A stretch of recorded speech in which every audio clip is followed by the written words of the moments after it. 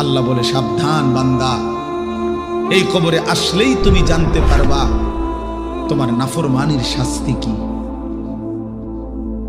সুম্মা কাল্লা সাউফা তা'লামুন, আবারও জানতে পারবা হাসরের ময়দানে জাহান্নামের শাস্তি দিয়া তোমার নাফরমানির পরিণতি কি।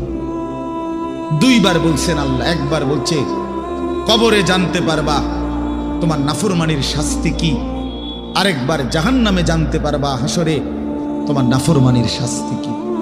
সামান্য কয়টা বুট বেচতে বেচতে বেচারা এক ওয়াক্ত নামাজ পড়ে না, কদ্দুর চা বেচে, দুইটা বন বেচে, বেচারা এক ওয়াক্ত নামাজ পড়ে না। একটা অটো চালায়, নামাজ পড়ে না। একটা সিএনজি চালায়, নামাজ পড়ে না।